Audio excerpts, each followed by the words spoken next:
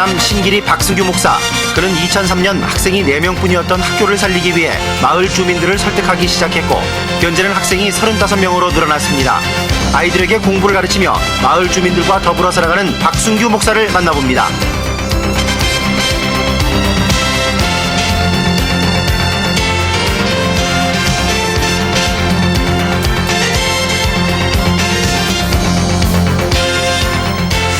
안녕하십니까. 피플 세상 속으로 이형걸입니다. 이 며칠 전까지만 해도 빈 가진가 싶더니만 어느새 여의도엔 벚꽃이 한창입니다.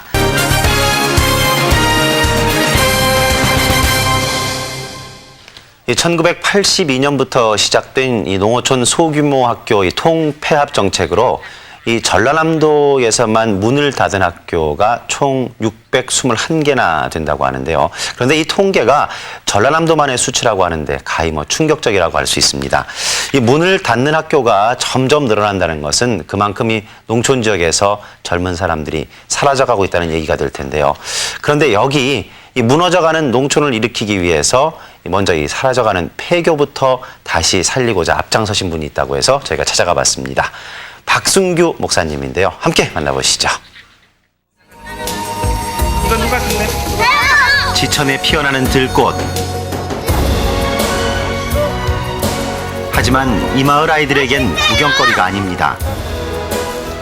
이게 무슨 꽃인지 알아요? 꿀꽃. 꿀꽃. 동네에 꿀꽃 있어서 좋겠네. 네. 거긴 없어요?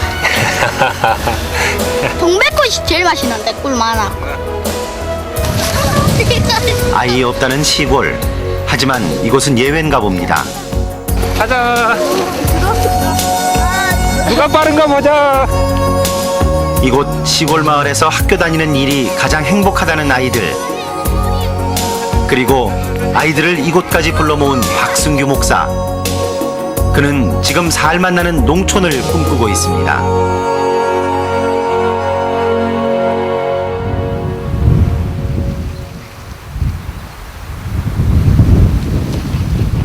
여느 시골과 다를 바 없는 조용한 농촌 마을 해남 신길이.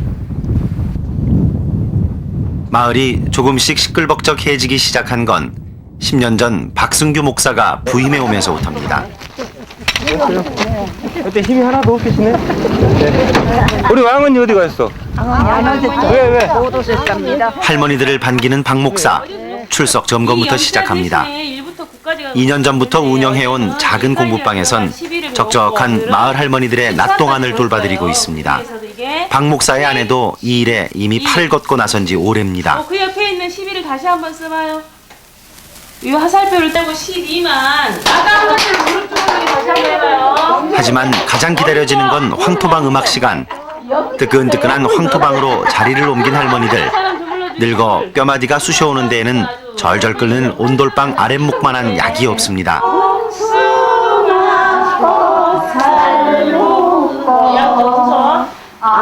늘 황토방 음악 시간은 할머니들에게 최고의 인기입니다. 밖에선 박 목사가 온몸이 휘청거릴 정도로 땔감을 들고 나르느라 정신없이 바쁩니다. 할머니들이 계신 동안 방을 데우는 일은 그의 몫이기 때문입니다. 기름값이 워낙 올라가지고 그러기도 하고 안 올라왔더라도 그냥 이렇게 방 데우면서 물을 데우면 그게 훨씬 효율이 좋잖아요. 나중에 그 에너지 효율 이런 상 받을라가 모르겠어요. 연료 아끼는 모습엔 알뜰한 살림꾼 같지만 할머니들 생각하는 마음만큼은 한이 없습니다. 찜질방 바로 옆에 마련된 목욕탕에서 일주일에 한 번씩 할머니들은 목욕도 하십니다. 좋지라. 개안하니 정신이 좋아. 정신이 나고 꼬슬꼬슬한 개안하니 좋아. 얼마나 멋지기라는 자요. 저걸 보고 산지라요. 안 맞지.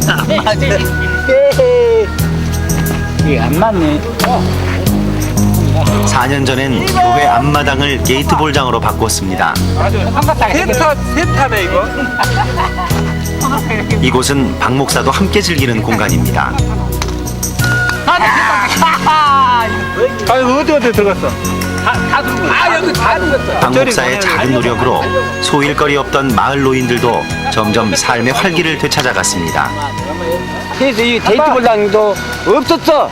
없었는데 여기가 이제 교회 운동장인데 우리한테 제공하는 거예요.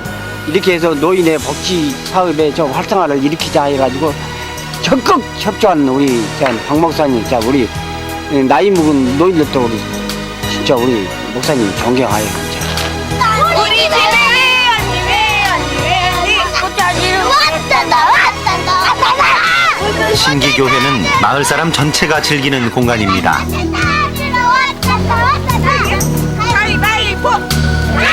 교회 안에 마련된 시설이라 처음엔 신도들이 많았지만 점점 박 목사의 바람대로 마을 사람 모두의 쉼터이자 문화 공간으로 자리 잡아가기 시작했습니다.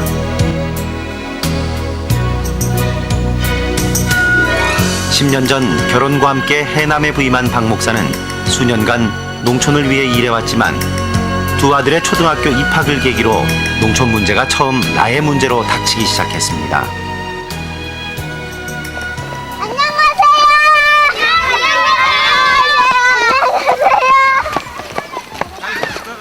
아이들 둘을 데려다주는 등굣길. 좋겠다. 맞아요. 집에서 걸어왔어요. 나 찍어주게요? 하지만 북적이는 이 아이들 소리가 아직도 꿈만 같습니다. 그 아이들이 많이 늘어가지고 이제 진짜 그 학교 갔습니다.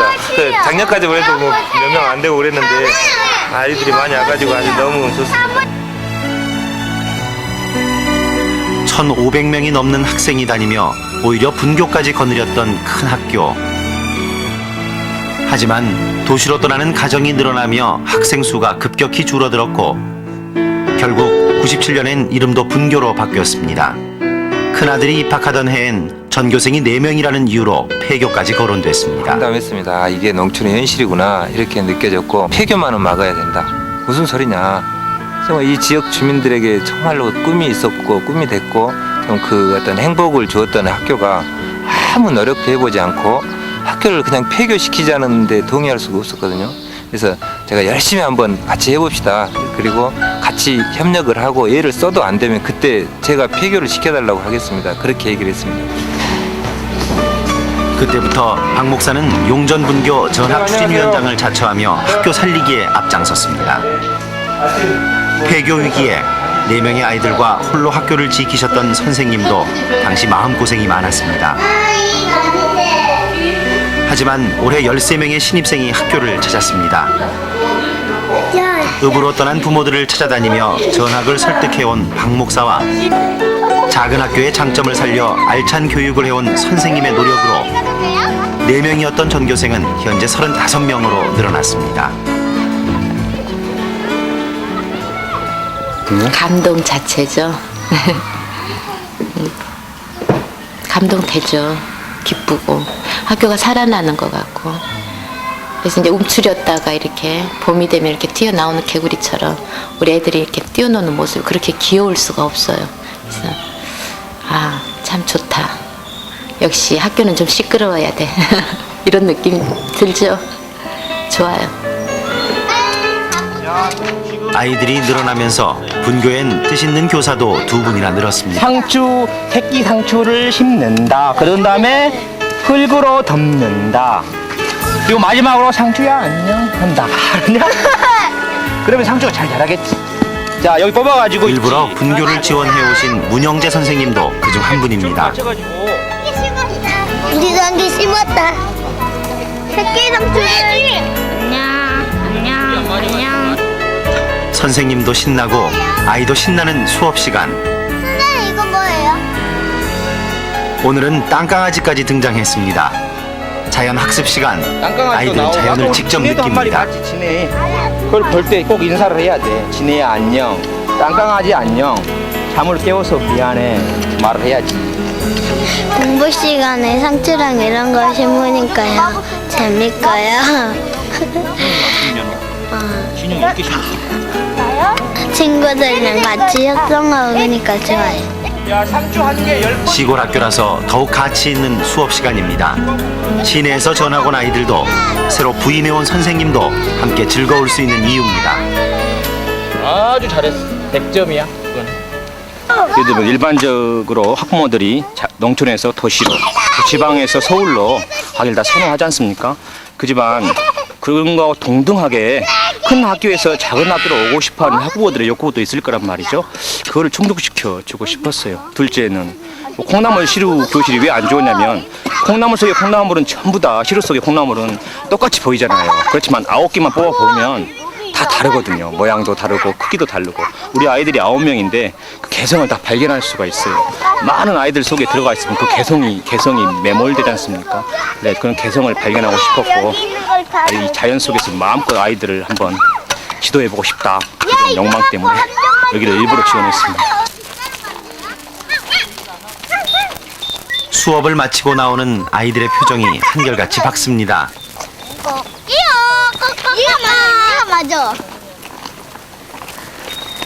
아이들의 하굣길이 즐거운 이유, 발걸음이 바빠지는 이유가 한 가지 더 있습니다.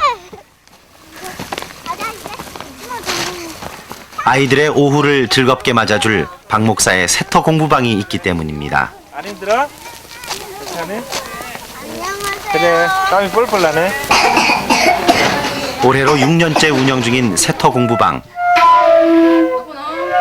공부방 한편에서는 작년 겨울부터 시작한 플룻 교실의 열기가 한창입니다. 박 목사가 복지재단을 통해 받은 열대의 플룻은 도시 아이들도 접하기 쉽지 않은 음악 교육을 가능케 했습니다.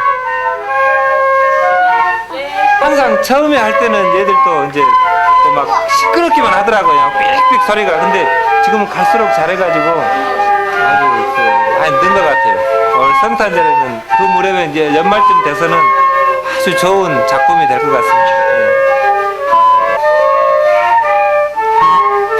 예. 여기서는 박 목사의 아내도 똑같은 학생입니다. 정작 아이들을 위해서 마련했지만 이번 플룻 교실은 어른들에게도 무척 인기가 있습니다. 오신데 열심히 하게 됩니다. 아이들 때문에? 네, 아이들 때문에 안 떨어져야 되니까 또 아이들이 물어보거든요. 그러니까 가르쳐줘야 되니까 더 열심히 하게 돼요. 아이들을 위한 작은 도서관이나 하나 만들어주고 싶은 생각에 시작한 공부방은 이제는 용존분교 아이들의 오후를 책임지는 제2의 학교가 돼버렸습니다. 지금 숙제로 가자. 아이들 공부를 방해하는 데 앞장서는 건 늘 목사님입니다. 뭐니 뭐니 해도 자연만한 공부가 없다는 게 그의 생각입니다.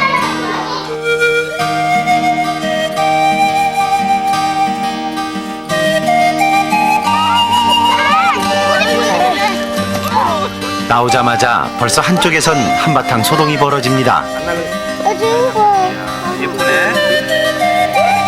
뭐하고 있었어? 맛있지. 먹어봐. 시골의 흔한 게 개구리건만 아이들 관심은 오직 개구리 잡기뿐입니다. 어디 보여줘봐. 보여줘. 효인이도 한번 잡아볼래 개구리? 무섭지? 야 개구리 잡을 수 있어요. 그래 잡을 수 있어? 나도요. 무한히 펼쳐진 자연은 도시엔 없는 시골 마을만의 또 다른 공부방이기도 합니다. 세터 공부방의 프로그램은 웬만한 학교 못지않게 풍성합니다.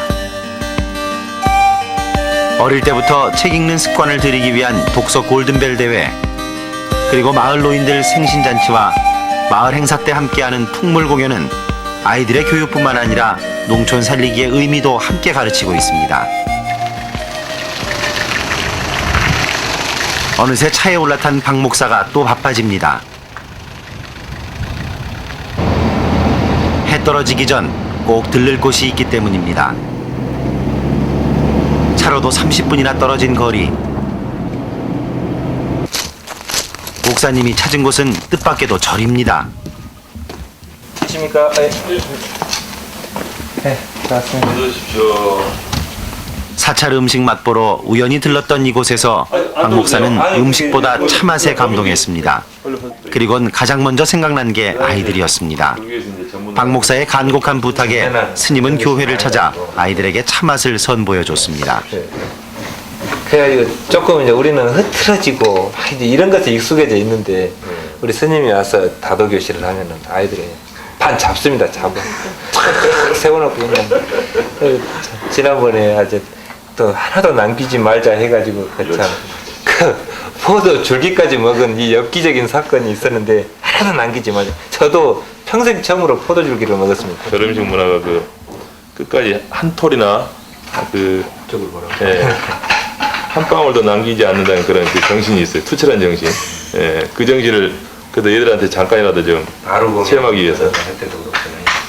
사진을 보고 우리 명미보살이 스님을 통해 아이들이 배울 수 있는 공부가 있다면 목사 체면 따위는 중요치 않습니다.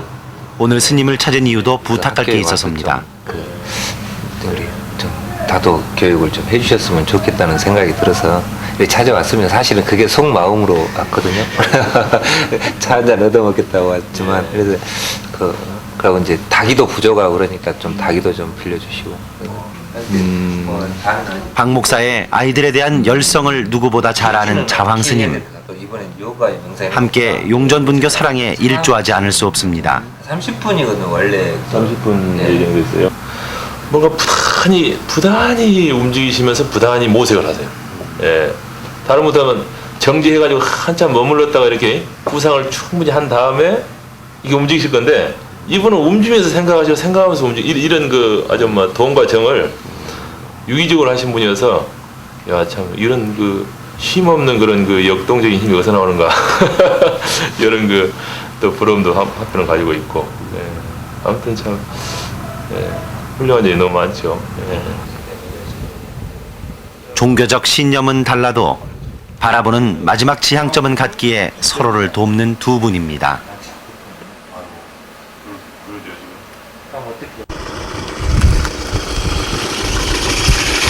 칠흑같이 어두운 시골의 밤, 박 목사의 차가 또 용전분교 교정을 찾습니다.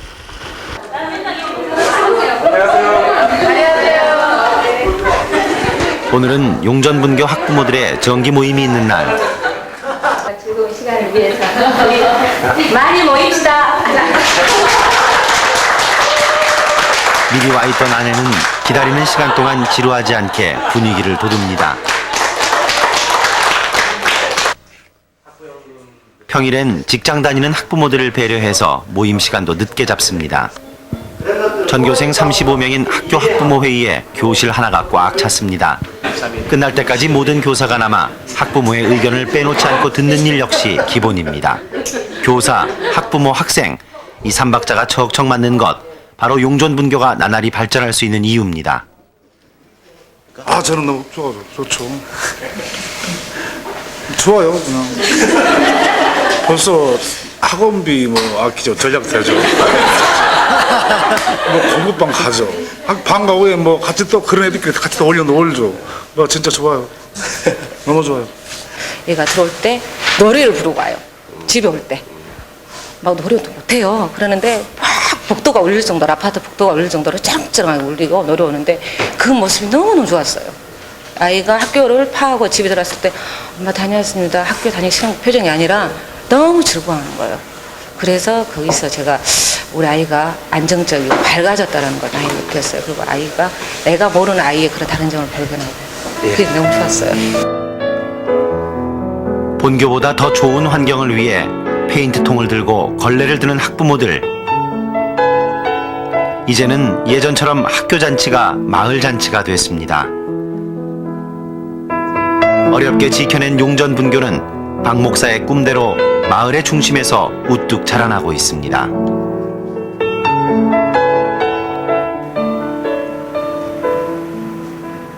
우리만 너무 덥단 말이야. 한밤중이 돼서야 두 아들의 얼굴을 제대로 볼 시간이 납니다.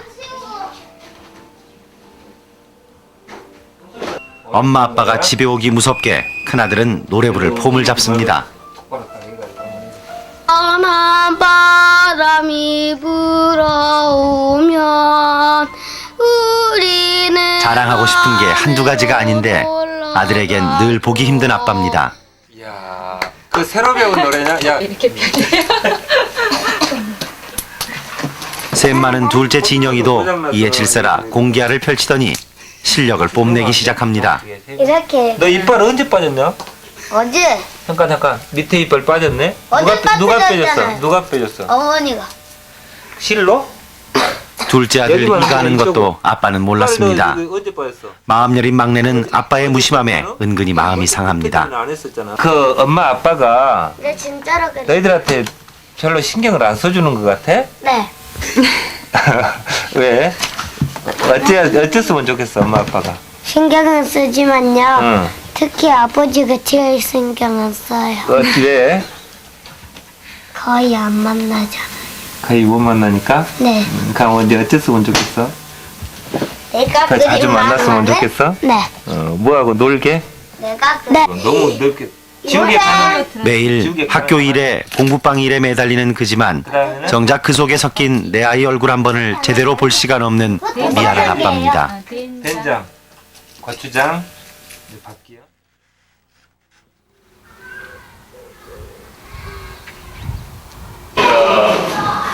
올해 들어 처음 열리는 다도교실.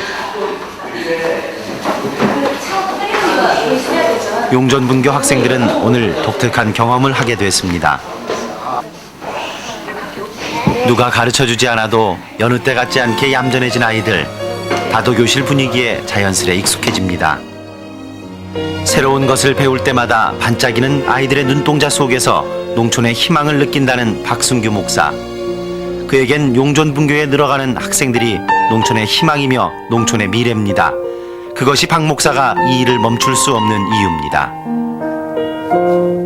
학교가 있음으로써 젊은 사람들이 좋은 학교를 만드니까 젊은 사람들이 돌아오고 또 이쪽에 그 아이를 보내면서 또 떠난다는 생각을 하지 않고 또 더 이제 오기도 이렇게 하다 보니까 이 사람들과 더불어서 농촌을 이제 더욱더 연세 드신 분들만의 농촌이 아니라 젊은 사람이 함께 어우러지는 농촌을 회복할 수 있다는 그런 확신들이 들고요.